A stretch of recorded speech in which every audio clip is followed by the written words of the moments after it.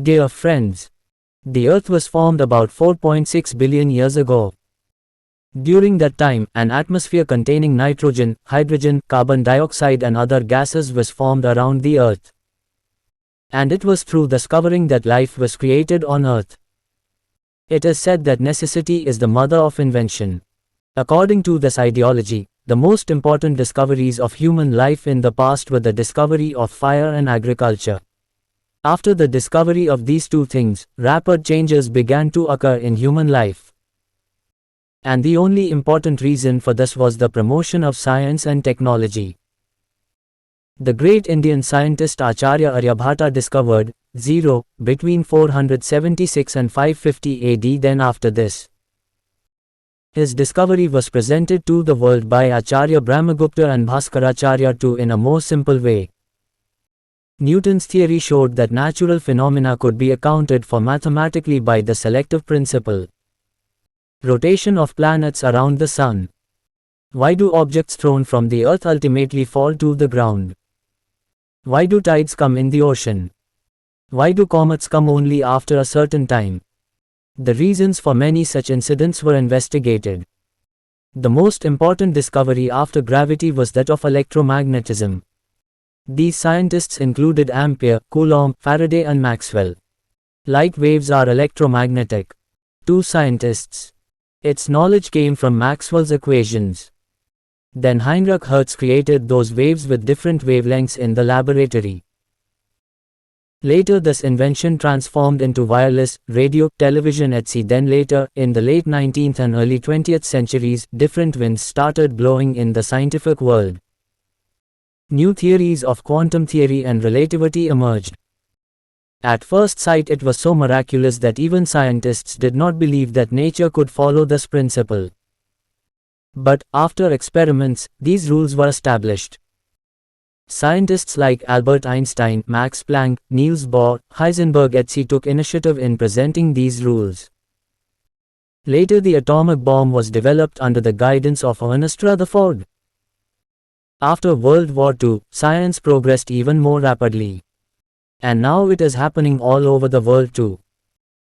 Considering the reality of today's situation, India has very talented researchers compared to the rest of the world, but it is very sad that world-class research does not happen in India. At this point I will briefly describe the situation of poor and needy researchers like me in India. In a country surrounded by spirituality like India, the power of science is also in abundance. In fact, science is a process of continuous development. No invention is made in a day or sophisticated machines are not made in a day. So this requires the hard work and efforts of thousands of researchers around the world over many years. But the scientists who make this effort have to go through so much fire, how many countless tortures, insults, troubles and pains they have to endure. No one regrets this.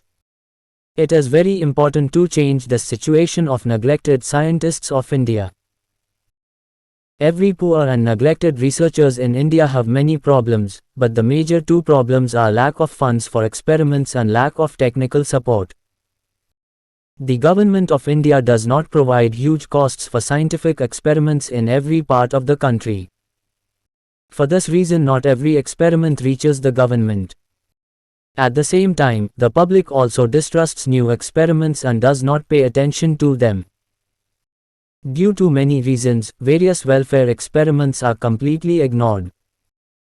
Due to lack of money for the experiment, the researcher who has put everything at stake becomes completely disappointed and becomes an object of ridicule from his own family to all the relatives.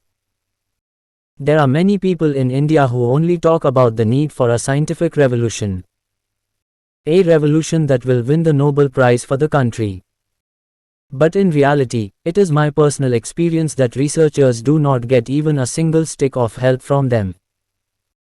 An Indian researcher has to face distrust from people of every section of the society, starting from his own home. The researcher has to endure a lot of mental trouble to complete his research, but despite many efforts he is not able to get enough money.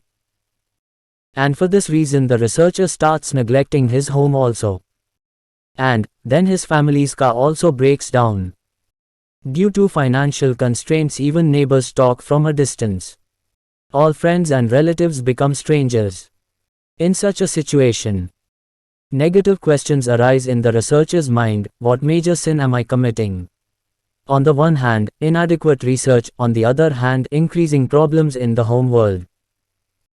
On the third hand, economic instability and mountains of debt; and on the fourth hand, continuous neglect from the society.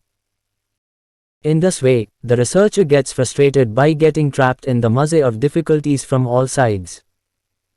And then the researcher is forced and reluctant to stop his research work. Friends, this moment is the most painful in the life of that researcher. We all know that many researchers have even committed suicide for this very reason. Friends, just think in your mind, if there were no researchers, what would be the condition of man today? If there were no researchers, today we would have been living in the forests without clothes and eating raw meat of animals, suffering a lot of pain and suffering. But we are not like this today. On the contrary, thanks to researchers, humans are today recognized as the strongest, most intelligent and powerful animals on earth. For this, countless researchers of the world have spent their entire lives to discover and create various luxuries that we enjoy today. Today almost every country in the world has very intelligent researchers whom we do not even know well. But still, they are working round the clock to make the lives of all of us more prosperous and happy. In all these, there are many researchers doing research at individual level without any cooperation, and they are facing many difficulties to complete their research work. In fact, I strongly believe that researchers are the real architects of our present and future. Friends, I have always thought that something needs to be done to stop the suicides of researchers in the world and get them out of trouble. I have long wanted to have a true platform for all the needy researchers in the world. Therefore, after much thinking, I have established a research institute to provide every possible help to every needy researcher in the world for their research. I have started the work of the organization by legally registering it with the name, International Scientist Foundation. I have created a website for all the needy scientists of the world in the name of. I am happy that many people like students, journalists, social workers have come forward to help me in this work. I request all the needy researchers of the world to enroll in this institute in maximum numbers and join the institute and continue their research work without any hindrance by actively participating in the work of the institute. Save trees, save animals, save environment, and save the earth. International Scientist Foundation.